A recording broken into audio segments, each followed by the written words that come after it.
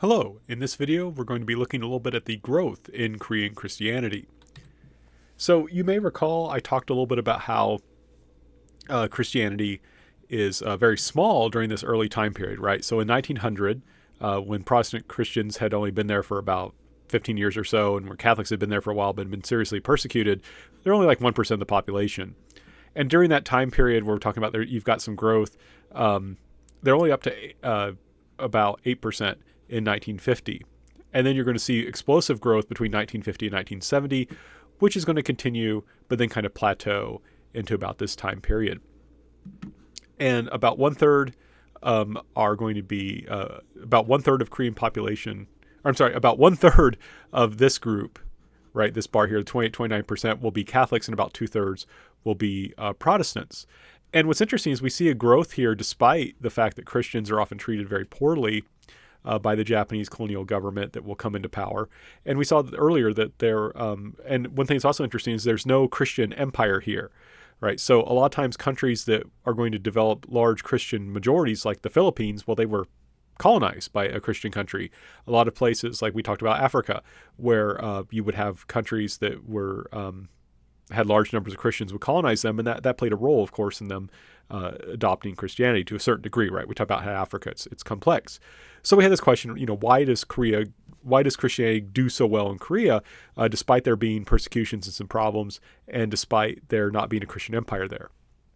And I'm not going to, I think there's many reasons for this. I'm going to give several that I think are very important, but I don't want you to think these are the only reasons. So one thing is that eventually Korean religion is no longer viewed as a foreign religion, right? Most Koreans today would say, well, yeah, that's a Korean religion now, whereas in the past it wasn't. And that's a big deal because sometimes what keeps people from adopting an idea or adopting a religion or joining a group is just how that group is viewed. And if you joining a group is going to make you seem like a foreigner, especially in a country where there might be some distrust of foreigners, well, you're not going to do that. But over time, gradually, there's this kind of sense that, this is a religion that belongs in Korea. And of course, that makes it easier for people to convert to the religion. And this is a very obvious example of this. This is meant to be Korean. This is Jesus, but he's presented as a Korean person. And this is the story of the woman caught in the act of adultery, where Jesus says, he is without sin, let him cast the first stone. But the key thing here is this just shows this kind of indigenization where becoming a Christian seems normal. Right, even to non-Christians. That's fine. You can still be a Korean and be a Christian. Competitors to Christianity were relatively weak. So, for example, Korea had a Buddhist tradition and still has a strong Buddhist tradition. But while Korea, what's going to happen is it's not that the government exactly persecutes Buddhism, but the Buddhism was not doing very well. The government had cut off support. Monks were not supposed to enter Seoul. And I'm talking about like the 19th, 18th century.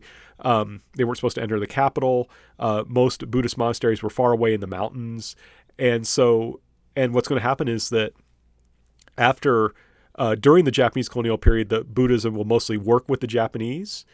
Buddhist monks will work with the Japanese and will receive a lot of protection from the government. And then when the Japanese are gone, they look kind of bad. And then there's, because, they're working with the Japanese, and then not all, but a lot were. And then you've got this kind of struggle in Buddhism between different monks. Basically, it's a long story, but basically there were monks who said that monks should be able to marry, monks who said, no, they should not be able to marry. And this led to some serious struggles as well.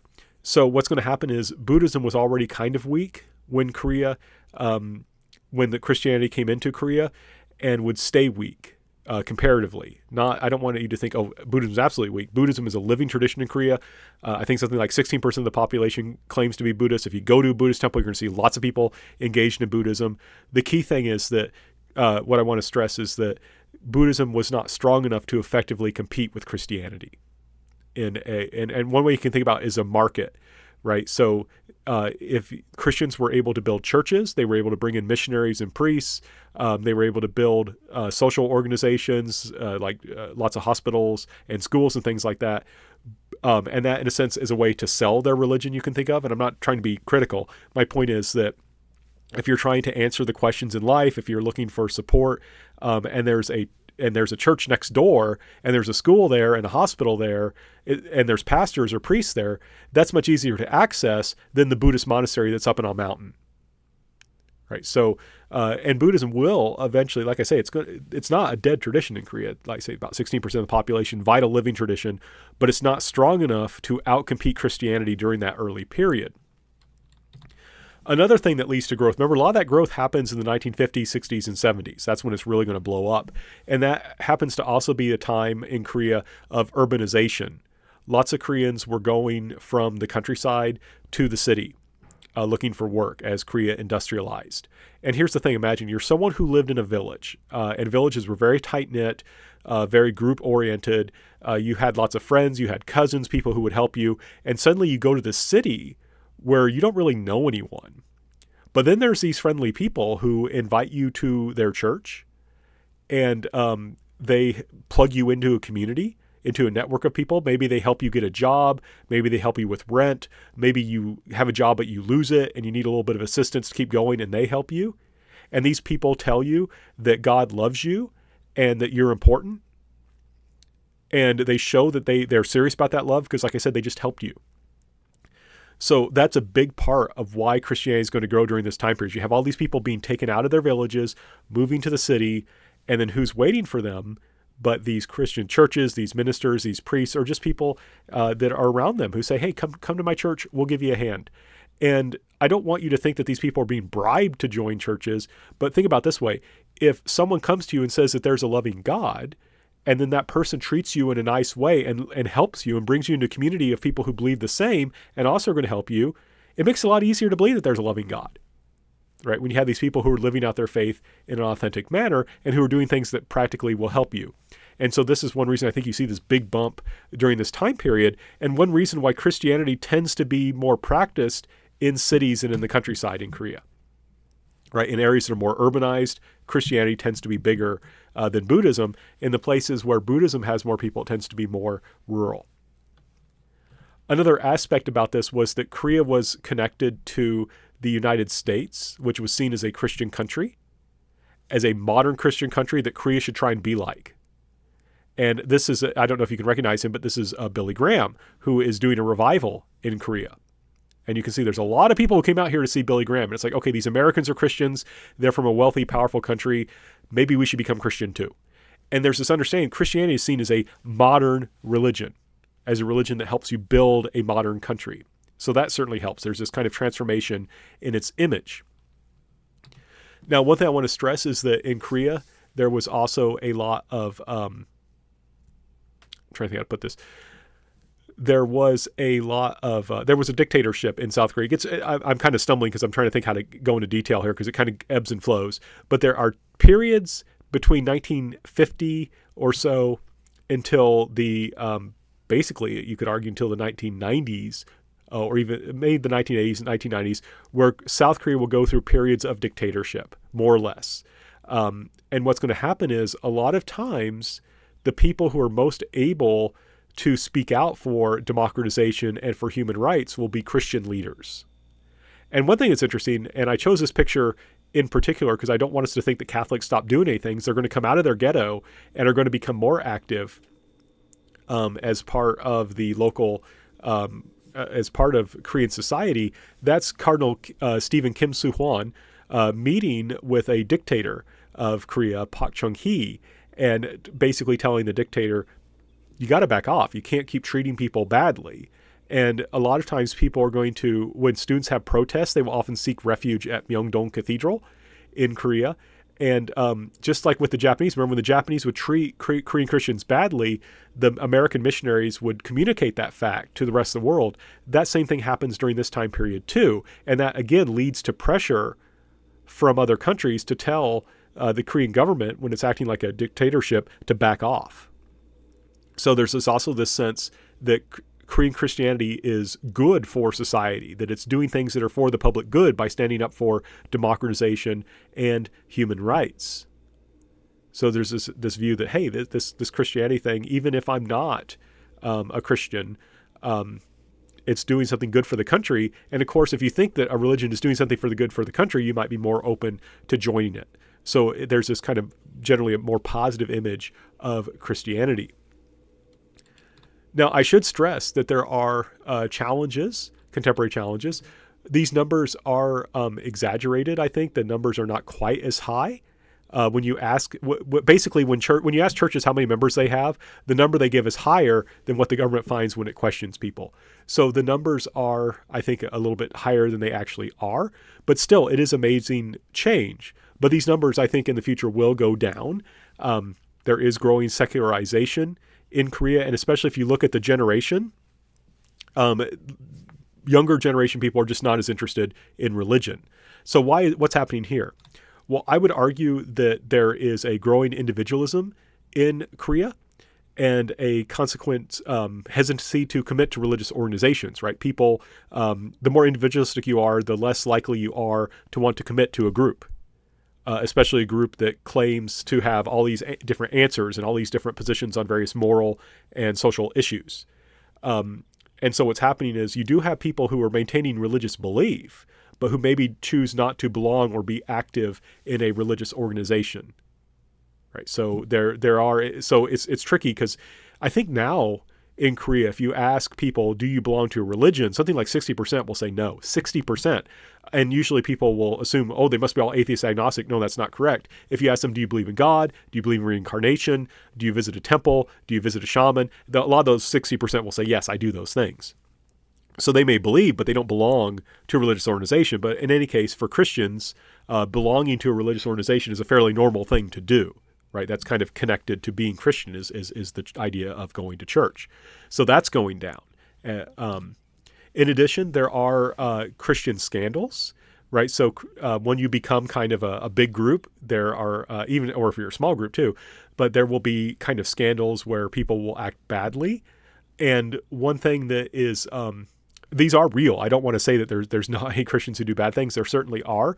One thing I noticed, though, is that sometimes these seem to be amplified and people can't necessarily tell the difference between different groups. So what will happen is there will be like, basically during COVID-19, for example, there were a very, very small minority of churches that refused to follow Korean government directives on COVID, right? They said, we're not going to do this. And they got a lot of press and a lot of attention. And this led to a serious drop in how other non-Christian Koreans viewed churches. But the fact was most churches followed the rules. Most churches actively followed the rules, encouraged their followers to follow what the government said. But what happened was this very, very tiny minority who openly rejected the government, that's what was all over.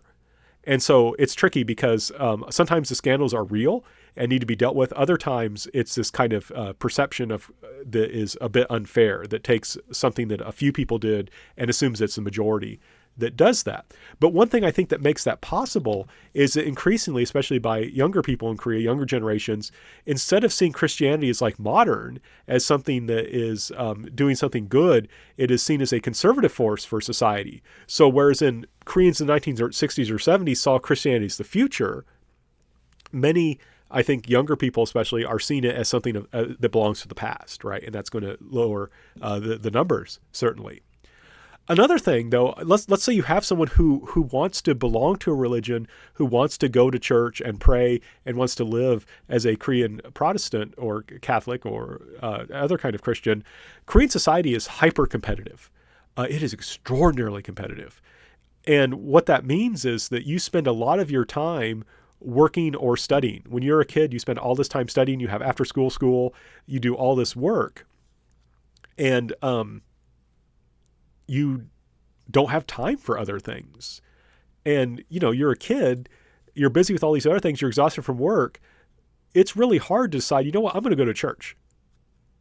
Right? And it's really hard when your parents trying to take care of children and taking them to all this tutoring and working hard to make money for the tutoring, all these things, to make time to take them to church. And I remember when I was in Korea, even among very devout families, a lot of times the older child who was preparing for exams would not go to church, even though the rest of the family did, because it was just considered that important, right? And religion takes time to practice. And, if you put these things kind of together, if you're like, I don't know if I really want to belong to this organization. It looks kind of bad. People are going to be critical of me if I belong to it because it's not seen as a good thing. I'm tired. I'm busy. Maybe I should just stay home and sleep in this Sunday, or maybe I'm going to have to work or something else, right? It is a serious challenge for Christians. Korea also has, I believe, the lowest or near lowest birth rate in the world. A lot of this has to do with the hyper-competitive nature of South Korean society. There is a correlation. I'm not saying there's a causation, but there's a correlation between small family size and the decision whether or not you want to marry and religious belief. Basically, people who are part of big families and who want to marry and have children tend to have higher levels of religious belief. And I don't know what the cause is, but there is a correlation between this. So we shouldn't be surprised that as the birth rate goes down, so also would religion. So this means that there are also, even among people who believe in a religion, there's often low rates of practice. So in one way, sometimes people look at Korea and say, this is this huge success story for Christianity. I just want to point out that there's some issues going on within it as well. But I also want to stress Christians in Korea are having dynamic and creative responses. So, for example, I think it's interesting, in 2027, the Catholic Church in Korea will hold World Youth Day, which is something the Catholic Church holds every few years in a different place. The previous one had been in Lisbon in Portugal. Now it's coming to Korea. And they're already putting out all these interesting videos and things like that to try and attract youth to World Youth Day. How much it will work, it's not clear, but I do want to stress that you see among Catholic churches, Protestant churches, other churches, an effort to try and be relevant to this society that's increasingly finding it difficult to have religious belief.